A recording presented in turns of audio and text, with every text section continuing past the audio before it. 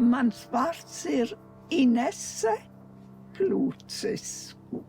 God, our Master, ask us, do you want to be born? At that time in Italy, there was no jobs, no sort of future. For us, home is here now. This is our home. This space here was the very first public space set aside for the exclusive use of Muslims in Britain. Cemeteries in our culture and identity have always been very significant. It remained a very important part of our life also during the Soviet occupation. And that's the one main thing that I'd say is an advantage for us, the fact that we have community. Very often when I come in here, I say, hey, this is your home, and I think you're better off than I am. You're resting all the time, but I'm not still working. There's always been a Muslim section, I mean, in this cemetery. So Brookwood became our focal point. To be rooted is perhaps one of the most important and least recognized needs of the human soul.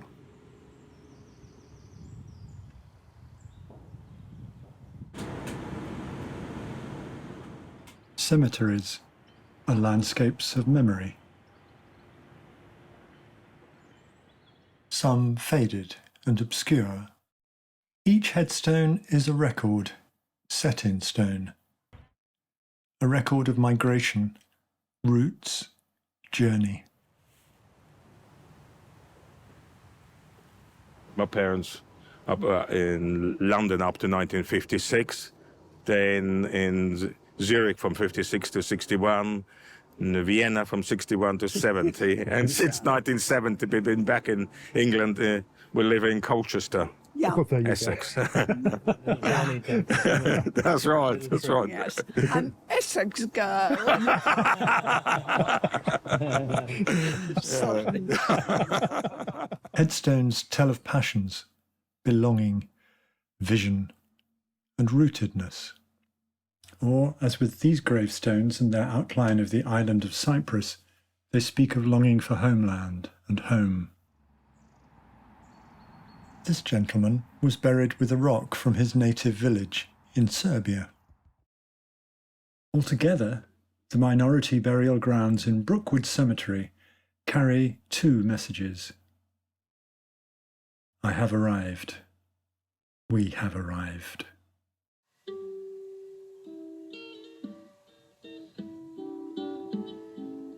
Brookwood is a multi-dimensional anthology of stories.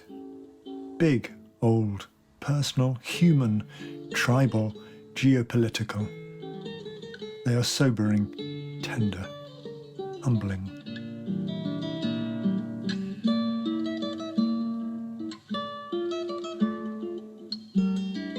Brookwood Cemetery was originally named London's Necropolis, intended as the solution to the lack of funeral space in London. Life expectancy in 1850 was less than half what it is today. There is the coming together of different cultural registers, less messy on a headstone than in reality, perhaps. Characters of flower and meadow, heath, woods and woodland rub shoulders.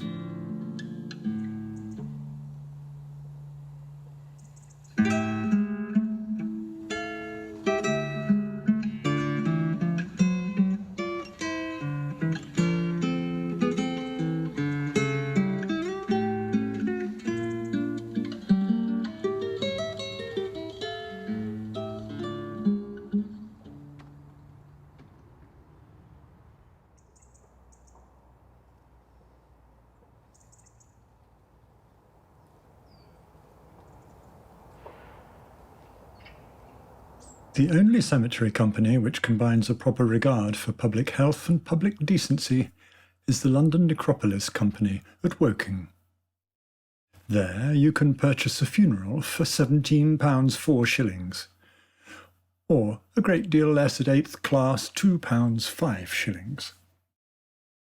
With London cemeteries full and life expectancy low, the Necropolis station, built hard by Waterloo Station, was the main conduit out to Brookwood for coffins and mourners. With the train, you stop by the cemetery.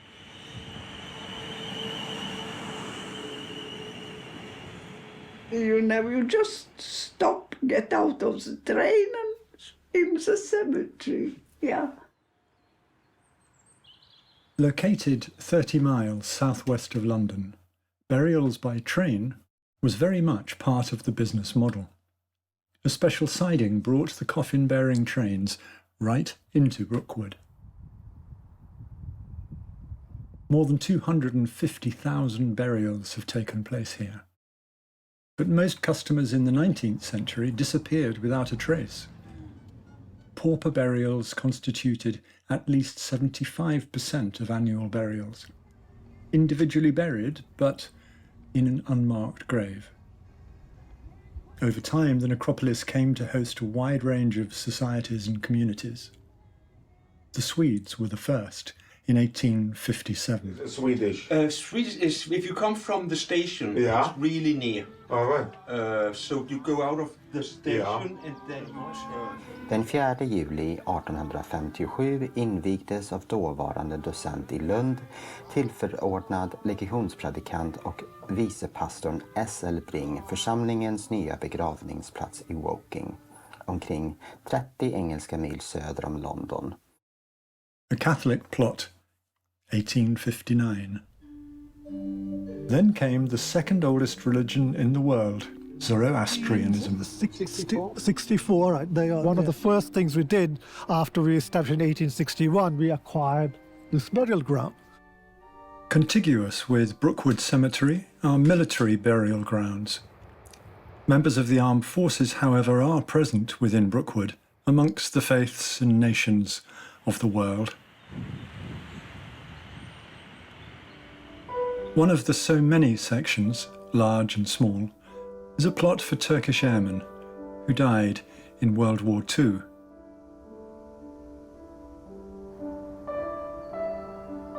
They share these Surrey acres with Muslims, with Poles and Iraqis,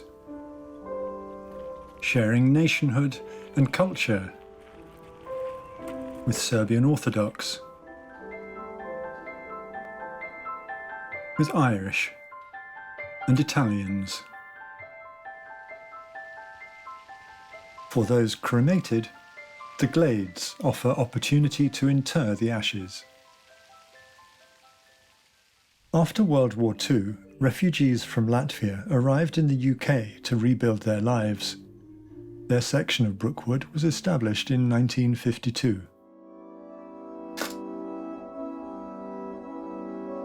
Latvia's current ambassador to the UK has become a keen visitor.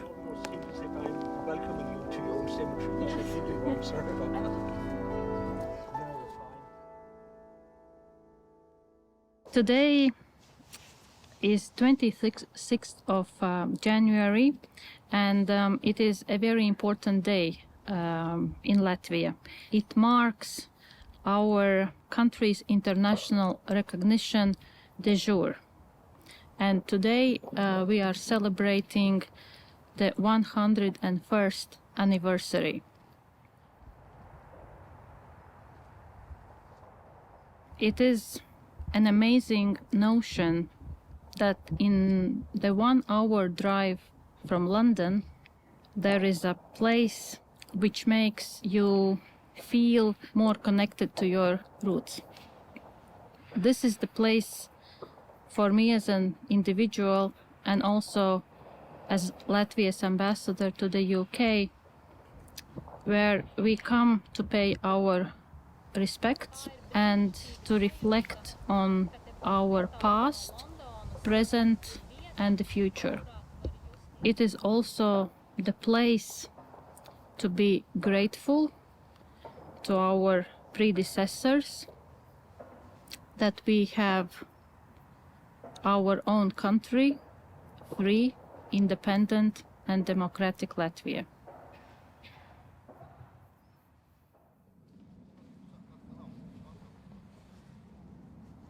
Then we also come here on a number of important dates in our history. For example, March 25th, when we commemorate the victims of Soviet deportations. In July, we are here with the Latvian Lutheran Church for a special cemetery gathering.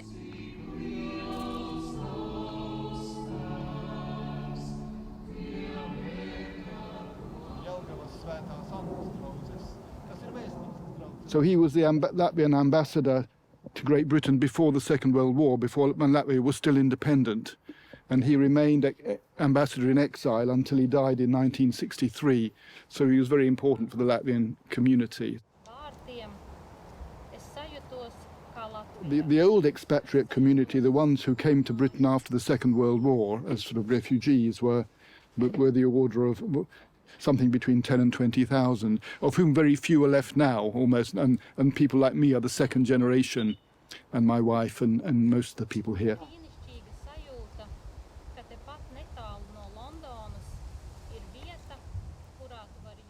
And in October, we have introduced a special event where we come to the cemetery, the embassy, the church, the Latvian community here, and we take care of the cemetery, but we also spend time together and celebrate our traditions, our culture, and what it means to be Latvian.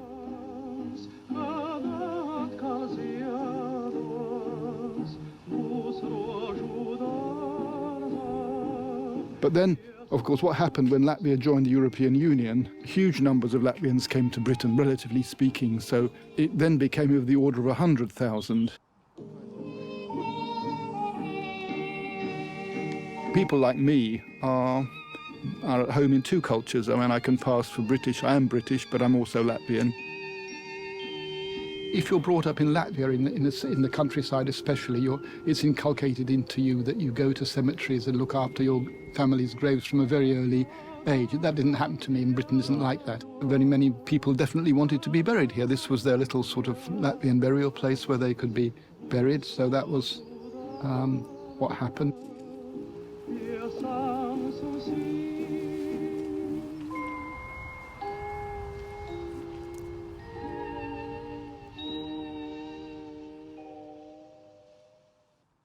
I came through Tilbury and then to Malvern initially, and was there a relative or somebody that's special? my father. An interesting fact was that a lot of people left money for the Latvian section of Brookwood Cemetery, so we do have funds available for maintaining it. So when did you arrive in England? It was in 46. I think it was 6, yeah. 1946. 6, yeah. 1946, yeah. You left, completely. when you left Latvia, you were 13. 13. Yeah. 13 years.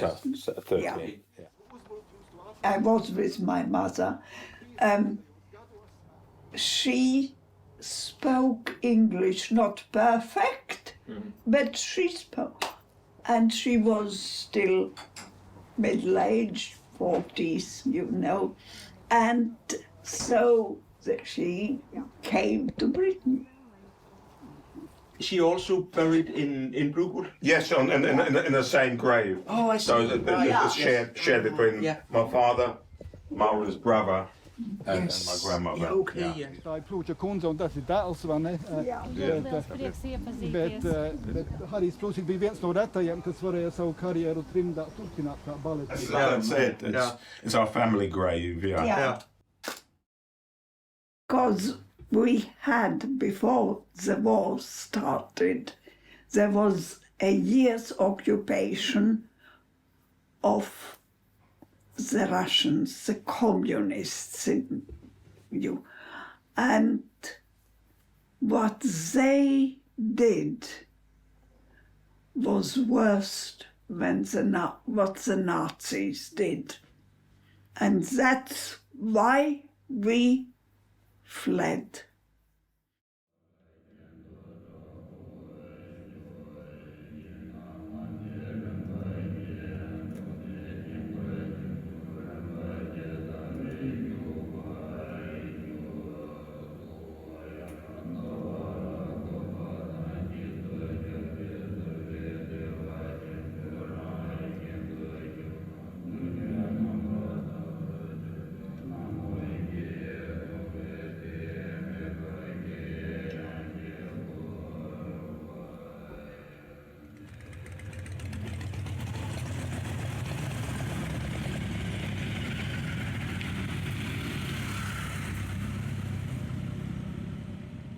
Even if the Latvians who arrive in this country now tend not to be very interested in this cemetery, at least the official representatives of Latvia, the ambassador, and there are quite a number of diplomats from the early period buried here. Yeah. When we were going around, she was laying flowers on all the people who had worked at the embassy. You can see actually that even if the community here in the end didn't have people who were interested in maintaining the cemetery, the embassy might be. Yeah, so that to me is something that's come to me as a nice thing that I hadn't really anticipated. Good to see you again. Likewise. Bye. They certainly come here every year to pay respects to the diplomats who are buried here. Okay, I'll let her know. Okay, thanks a lot. Latvians look after their cemeteries. Of course, cemeteries were looked after and kept tidy and nothing thrown about. And yeah, it was part of the culture, part of the life.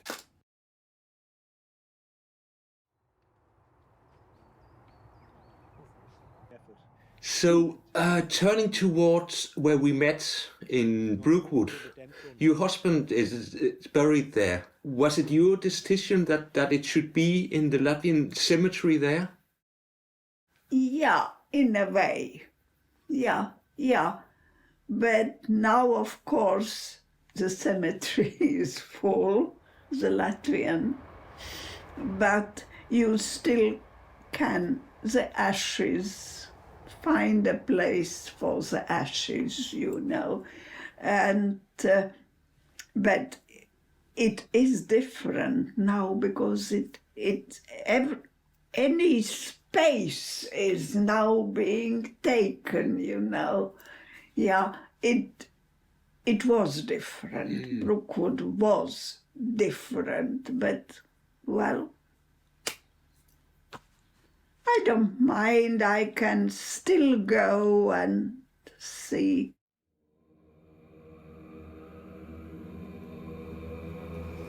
I think we remember our history every day. I think it's important to recognize your history, appreciate your presence, and hope for a bright future for your country. We have learned a tough history lesson, and we keep that in mind all the time. Thank you. Thank you very much. Go out into the darkness and put your hand into the hand of God.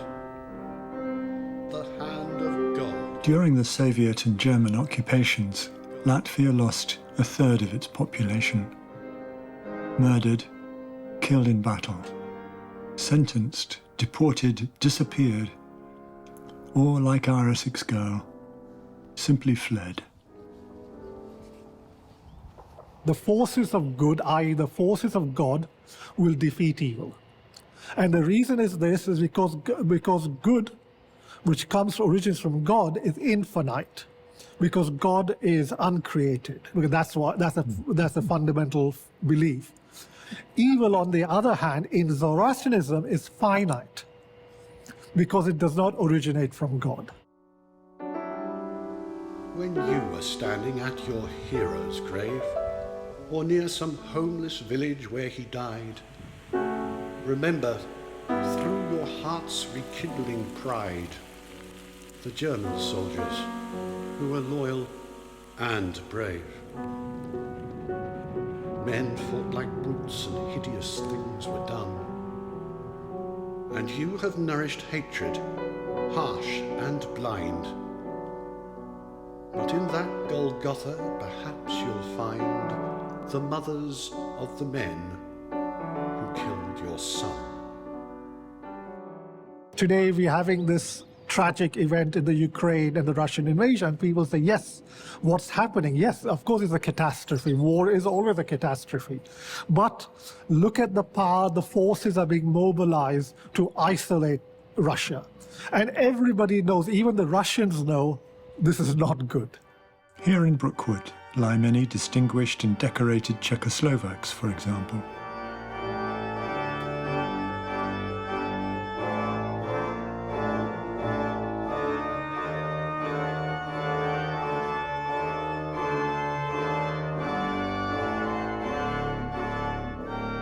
Nearby, natives of Poland. But the walks of life, as the starting points for migration, are many too. The artist Rustam Siodio was born a Parsi in Bombay, and in 1908 enrolled at the Royal Academy in London, only the second Indian to study there. His work explored portraiture, landscapes, historical and Persian themes, and illustration. Also setting out from India in the 1800s came a small Muslim community, the Nasapuria Memons, whose journey had begun 400 years earlier. Memon comes from the word momin, and momin means a believer, a person of faith. The word Nasapuria comes from the set of people who actually moved to Nasapur.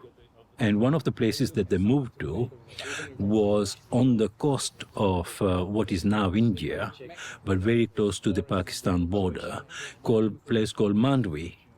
Now, because it was on the coast, and now we're talking about a history that's approximately 400, 500 years of being in India, in the subcontinent.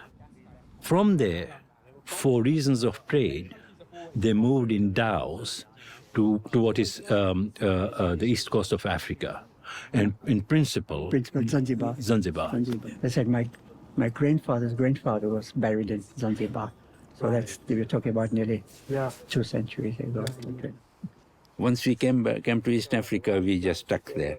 I mean, as I was telling you, that our first Nasarpuria Memon Cemetery and Masjid was established in 1875. We somehow lost touch with India. Yeah, we got no relations in India, no connections whatsoever, or India or Pakistan. No. We have a special affinity towards East Africa, I don't know. So we are predominantly East Africa, and now we are all here. In my case, my young son passed away, and he rests here with everyone. What age was your son? He was 18 months. 18 months. What took him? Streptococcal septicemia. Septicemia. It was sudden. It was unexpected. But it's one of those things that you get to understand it as time goes by. You know, he had a sister older than himself, and she's 12 now. She's turning 13. And he has a little brother, and he's just turned 4 last week. So, yeah.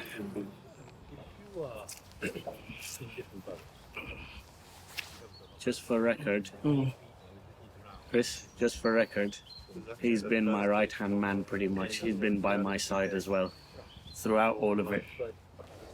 He comes with me as much as he can. Couldn't have done it without him and his family. The community has been really good in terms of support. And that's the one main thing that I'd say is an advantage for us, the fact that we have community.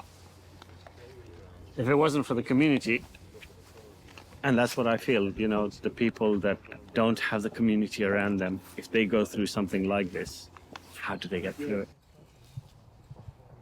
Those migrating young in the 50s and early 60s had a different family culture to contend with. The family attachment was so strong at that time that parents would prefer to have their children back with them, and children would want to go back to and live with their parents. But then some of us, we did go and try and stay there, and we did, the conditions were not proper, so we came back.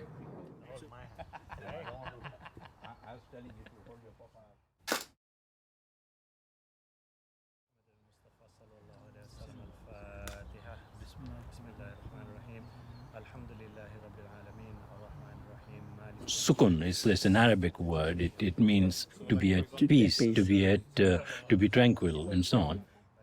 If this place gives us that in terms of connection with those who have passed away, then that's a good feeling to have.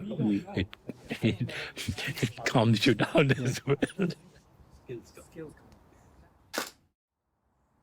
It's important, this idea of community. Okay, yes, there's a community of people who have known each other for centuries. That's one community. But, you know, the community of being, you know, in relation to your neighborhood, you know, that community is also, you know, important. So us being here, we have a duty to conserve this in terms of its cleanliness and so on, but also respect everything around us, you know, in terms of the environment, in terms of, you know, cleanliness and so on, to be respectful to those communities as well.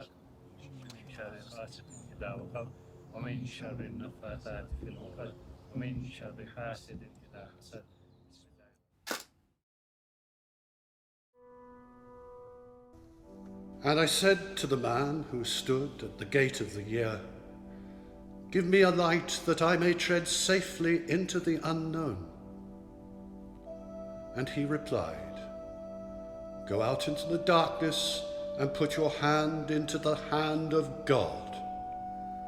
That shall be to you better than light and safer than a known way." So I went forth, and finding the hand of God, trod gladly into the night.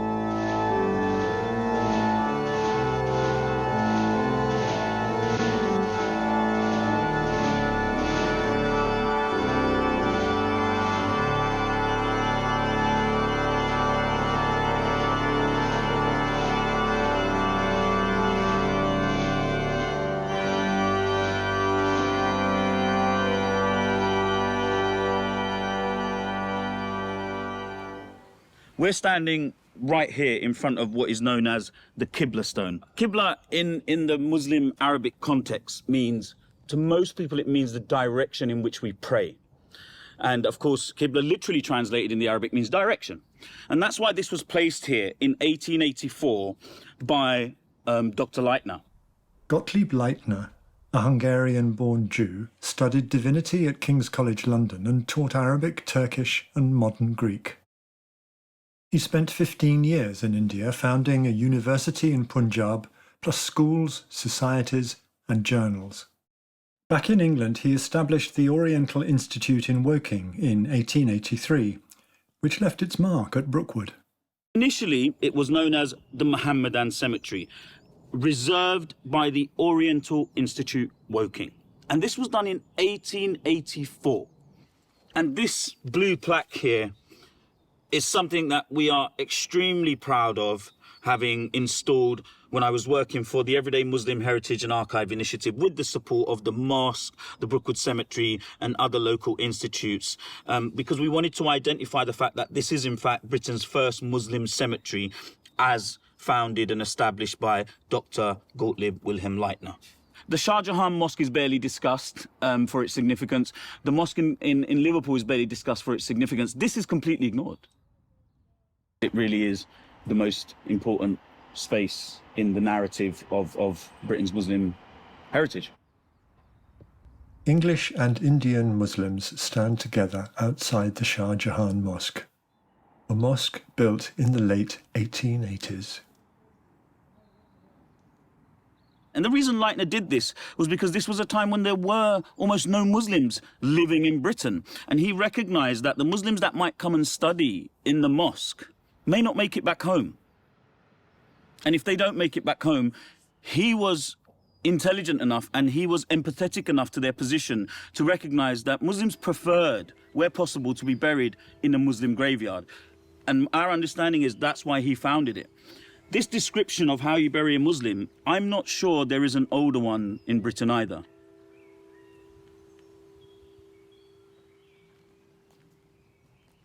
Right here we have Lord Headley. I won't go through the entire title because you don't have that much film. But Lord Headley is massively significant to what you might regard as the second phase of the early British Muslim narrative. When we see this narrative move over from Liverpool to Woking, it is re-established by Lord Headley's close friend, the Khwaja Kamaluddin, an Indian lawyer, and it is from the conversations and the interactions with the Khwaja that Headley himself embraces Islam in the early part of the 20th century and becomes one of the first lords and peers to become a Muslim. And this is a big deal. This is a big deal in British society, but it's also a big deal for the mosque because now you have the protection of an aristocrat. You know, someone who has power, influence, and very influential friends. In fact, one of his friends is buried right here beside us as well, who happens to be a knight and a royal. Now, if you look at this grave, one of the most significant pieces of the headstone is, of course, this particular inscription here. If we were to hide that, you are just looking at any other British aristocrat's grave. Now, you reveal that, and what a lot of people don't realise is this particular symbol signifies that Headley managed to perform the Hajj not once, but twice. Up until the mass migration of the 1980s, in all likelihood, most of the graves that we see here, it didn't matter what kind of Islam you followed. It didn't matter if you were from a different sect to the mainstream or you had a niche following of some sect. The fact that the community was so tiny meant that people worked together regardless of their sectarianism. And it was actually one of the key messages of the Khwaja when he was running or essentially, making the Woking Mosque into the mission and the flourishing centre that it was, that he really fought against the idea of division based on sectarianism. Sectarianism in Islam isn't that different from any other faith. In the same way in Christianity, you have lots of different types of Christians who tend to not pray in the same place, tend to not bury their dead in the same place. This eventually began to manifest here as well. That was when the size of the community was so large in Britain with time, and the confidence of each individual sect began to grow, that we start to see an Ismaili section. We start to see a specifically Ahmadiyya section, even though the Ahmadiyyas were involved in the early part of the Woking Mosque as well. And then we start to see other ones like Bagizera and also the Dawoodi Bora. So these all begin to manifest really when the size of the Muslim community in Britain grows to a scale that the individual sects become more confident.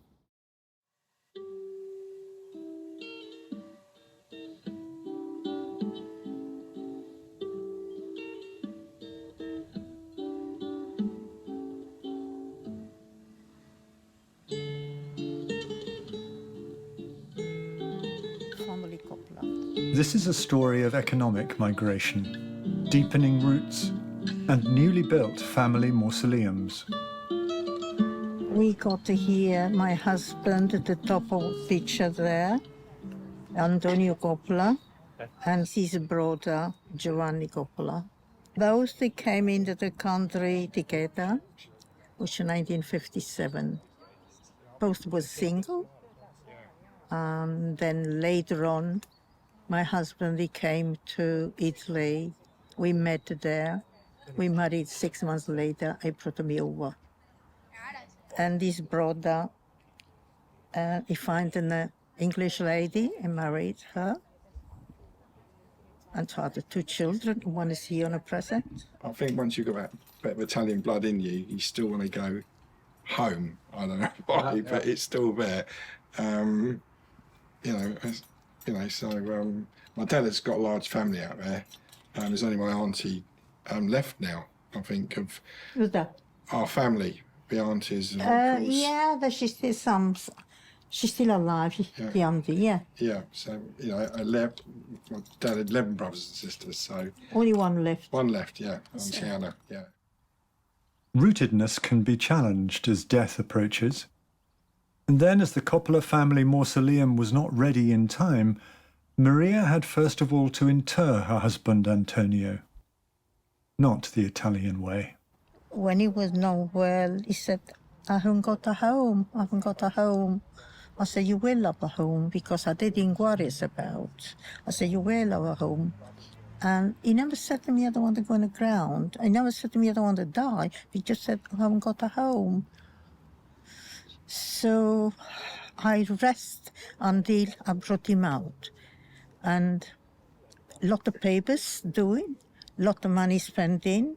I have to have the police round here 4 o'clock in the morning, all surround.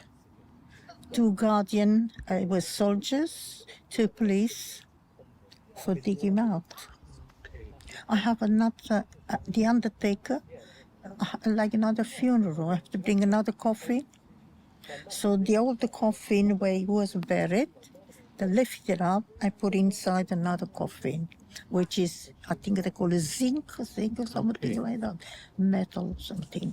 So transfer inside there. It was not very nice. Now I could imagine. So this is now the home of Eternity, Famiglia Coppola. Eternity, a home now, yes. It's 3 boxes there, one there, one here, one big one in the middle. Yeah. This is for if any member of the family or even a friend who been cremated hasn't got a burial, that one is for the ash. For the ashes. Oh, the I ashes. see. Okay. Yeah. So they cut the people inside there. Right. Yes. Yeah. Okay. And we spread the roots. Yeah. Abbiamo la radice. La radice means the children, your roots. Ah, yes. Play around. Yeah. So you can't dig it out the roots, can you? That's and right. take away. Yeah. So Yeah. stay where you are. Yeah.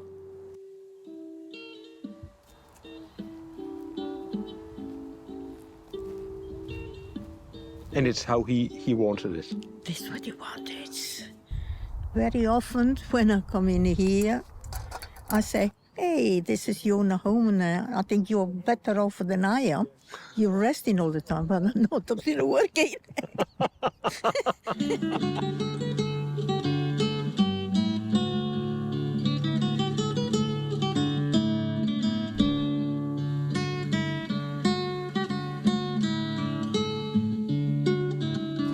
This is my mum passed away in April 2020, 2 years ago, yeah. So she came to the UK in 1960 from outside of Rome.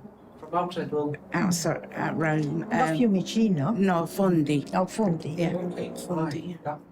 So she actually came to Godalming in Surrey as some of her friends from the same village out in Fondi were already here at the hospital where they had jobs. Okay. So a lot of the friends invited, other people to see if they'd like to come over to the UK and, better their life, really. Yeah. She worked there for about a couple of years, and then through one of the ladies who worked with her in the hospital, she was my dad's sister. So that's how sort of then my mum met my dad over So the they tea, meet. and then that's, Matchmaking. It's matchmaking, yeah, that one. That's it, yeah. And so they got married in 1962, and then after the wedding, then they both returned back to Godalming. Did she tell you that story? Yeah, I know all of the stories. This story. The story how they met with husband when they married. All those stories. Yeah. Okay.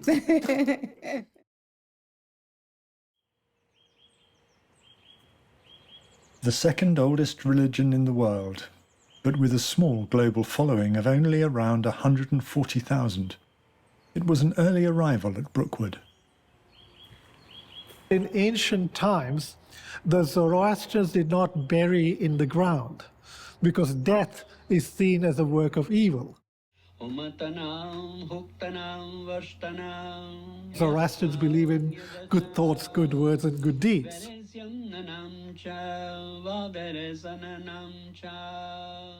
The Zoroastrian belief is that they're created by God, Aura Mazda, which is wisdom, truth, light, to assist God to defeat evil, because evil is an independent entity and not and anything that's work of evil does not originate from God.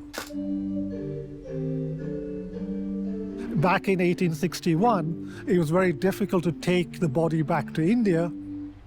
So it was decided to acquire a plot where you could conduct your own religious rites, because in other cemeteries it was done the Church of England way.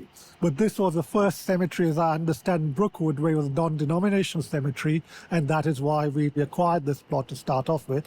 Then afterwards, of course, in the 1970s, in the Strand Court, we were given the full freehold to it.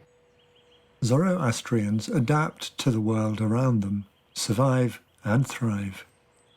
Indian multinational conglomerate Tata is an example. This mausoleum is after the founder Jamshedji Tata, who passed away in Germany, in the turn of the 20th century.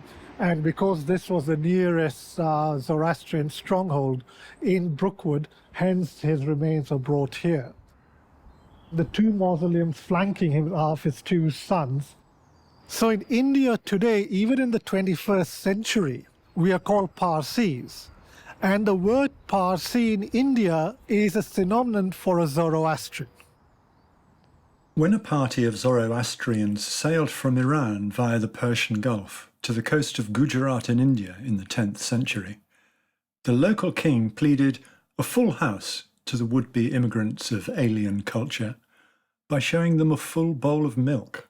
What the learned priest who was the head of the Zoroastrian delegation, he requested the court here to bring some sugar crystals, and he put the sugar crystals in the bowl of milk very carefully, thus signifying to the king that, look, even with the bowl of milk is virtually full, but putting a few sugar crystals, look, your bowl is not overflowing. The sugar crystals are now invisible, they've dissolved, and it's going to make your milk sweeter.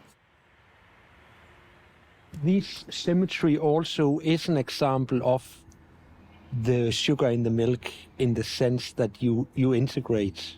Brookwood is home to Zoroastrians from India, East Africa, Middle East, Scotland. He died in Edinburgh in 1905. Ruby and Rusi, they're very known. And this plot here is many people who are from East Africa. Oh, I see. So Okay. this is like a group of them. So you'll see born in Zanzibar. Yeah. Another one born in Zanzibar. Zanzibar, that's all where Freddie Mercury's family is from. Right. So even Freddie Mercury's, his father is interned here somewhere. So what has happened, their cremated ashes are brought here.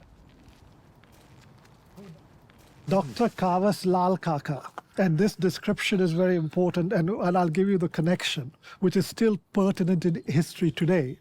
Born at Baroda camp, died at the Imperial Institute, London, but the inscription after is the most important one.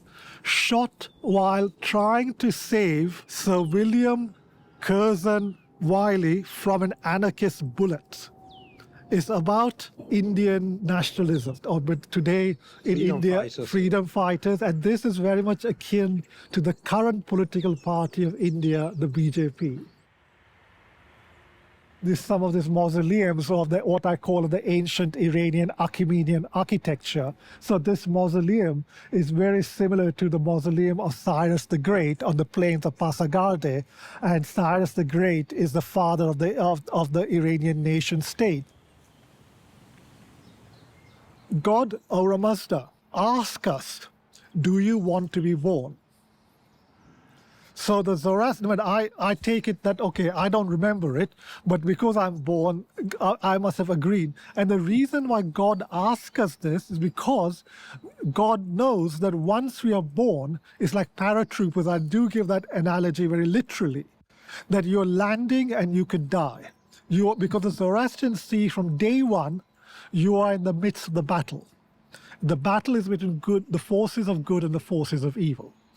And because we have volunteered, and because we see God as our best friend, and we are allies, and that is why we have volunteered ourselves to be born to help God. And in turn, God gives us a bit of God, which is the soul. And because God is immortal, hence the creation is immortal. So even though evil attacks us and we die, but the essence will never die. The whole cemetery was designed to have an evergreen presence. The Zoroastrian section was also carefully devised. When Nauroji Nasrwanji Wadia passes away at the beginning of the 20th century, his wife has this whole area landscaped. It is given by a very famous botanist. He designed this cemetery what he described as the shape of a var, which is the Jamshid, the Paradise Gardens. So some of these trees, what we have, are easily from that period. So he had put like apricot trees, rose trees. Yeah, and now you can see how things start to do. You have more Zoroastrian type of iconography coming in. The fire vase symbol. I just realized this. Look at that. The back of it. Oh, yeah, I knew this person, Naushid Dotiwala. He was, you can see, he was quite a political activist for the Labour Party. Most of us are in London as such, because especially from the 80s onwards, when we had the big industrial recession during the premiership of the late Margaret Thatcher, most of our communities started to come down to London because, that's where the jobs were.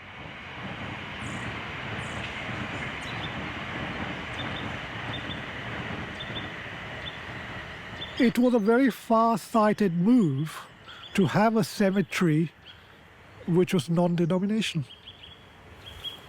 And you can see the diverse group of, faiths and sub-faiths, subcultures who are around. And we happen to be one of the oldest.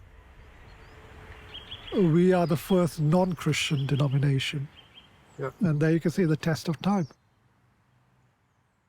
160 years of community service in the UK, from a base in a refurbished cinema in Harrow.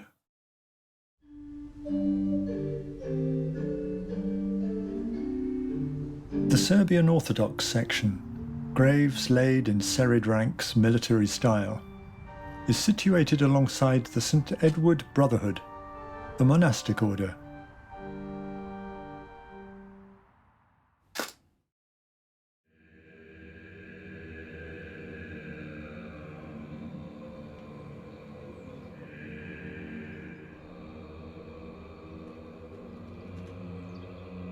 The role of welfare associations in relation to burials. Of course, whenever you establish a community anywhere, people don't just live there, they die there. And so this was recognized. Although, as we spoke before, I said to you early on, many people were interested in repatriation. But there was always this question about how the body was repatriated. How was it preserved? Was it pickled in alcohol? And as Muslims, this was a problem. And we as young children always used to debate that, not really knowing what we were talking about, because somebody had started a rumor that, your granddad's body was going to be pickled in alcohol and sent over, and would it be halal and all those kind of things. So once the repatriation stopped and people realized that sending your grandparents' body or your father's body back to Bangladesh, where you wouldn't be able to go and pay the respect and the honor and do the regular kind of prayers over the grave, once they realized that didn't make much sense, people began to bury here. And here means Woking, whose council now looks after Brookwood. Here's the current mayor, Councillor Saj Hussain. I think everybody's now in Woking. They're realizing they're living in Woking. I think original people came from Kashmir and Pakistan, but now families, generations are born here. We're in our third generation here. When we came in 68, I think it was March 68, I came with my mum, my younger sister, dad. We had a death, a young guard. He wasn't a guard, he was just a rail worker, worked on the platform. And he was beckoning, seeing the backing of a train, goods train, and slipped and accidentally got run over. And I think that was the first death in Woking that we incurred in the Pakistani community, and nobody knew what to do. And so it was like wasn't much money about, so people then got together and they started going around the houses that they knew, collecting money for the body to be repatriated. So that was seen as the thing to do. Something to do, yeah. Later on, people started using Brookwood Cemetery for burials, because obviously Brookwood Cemetery had a Muslim connection. It's always been a Muslim section, in this cemetery. So Brookwood became our focal point. Burial takes place immediately, and we are grateful again to the cemetery. It's improved a lot since the Woking Borough Council has taken now, that we meet all the rules and regulations at the same time the burials are. They try and accommodate us in the limited time that we give them. Everything else stops. Everything else stops, yeah, because, whether it's culture or whether it is religious, that I haven't been able to determine yet. But it is, yeah, everything just stops, everybody stops working. And you get around, and obviously it's a burden on the deceased family as well, because they've got to accommodate the visitors, they've got to find them accommodation, they've got to feed them, water them, at the same time do their deal with their bereavement as well. That section was always there, but it was already taken, and it's multi-faith. That one is not you don't have a Muslim section as such. There are pockets of Muslims, but this one here was actually just for the Muslims. We came here with the intention of not staying, but clearly we're staying. So if we're going to stay, let us make sure that we, start to establish these spaces for longevity and for our future generations. And of course, as I've said to you, some of my oldest uncles, some of my oldest cousins are buried in the East London area, and I can go and pay my respects at any time. I wouldn't be able to do that if they'd all been sent to the villages in Bangladesh. 2005-6 onwards, people started realizing that we are actually here now, and this is where the families are. So really, we need to sort out our burials here. Woking Borough Council, they acquired this cemetery, and they opened up this new section, which is, you can see, it's really nice and everything else. But again, it's virtually all been taken. I think it's all taken now, isn't it? It's all reserved. There isn't a single plot left in this section now. Most people are realizing that, this is a home. I've got a mother-in-law over there. Harbish was always to be repatriated. And then about 2 months before she passed away, I went around to see her, and she said, I want to say something to you. I've changed my mind. I just realized that all my children are here. And yes, I've got my parents and grandparents, but I want to stay with you. And that's what's doing that. All these are Woking people's families. And I think they get a lot of visitors. People come in regularly. Whereas in Pakistan, I mean, last time I went was 2010.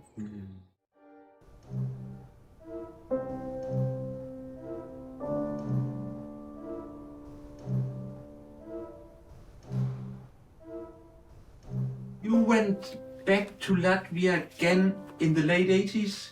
I think it was 1987 that you went back for the first time since you emigrated from Latvia. Yeah, I realized it's not quite my Latvia. It wasn't yet. And I do admit, Mummy, don't. I cried a few times. Just walking, through Riga, which I remembered from my school day, my childhood,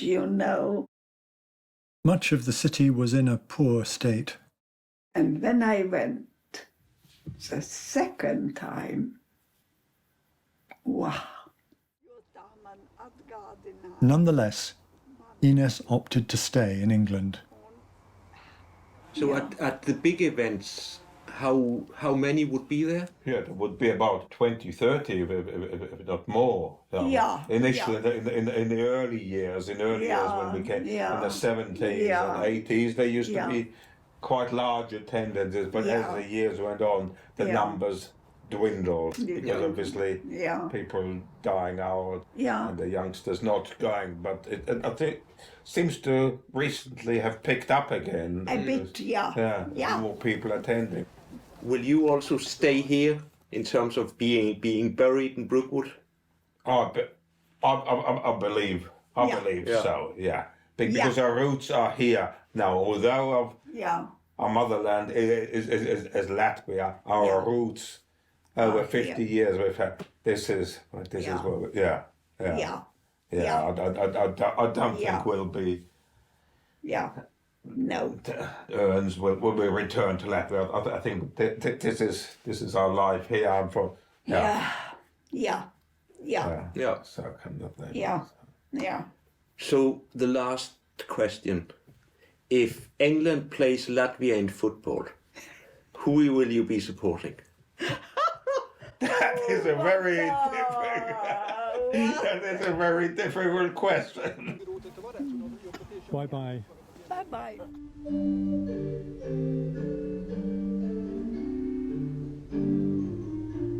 Probably I would say a draw would be the best result.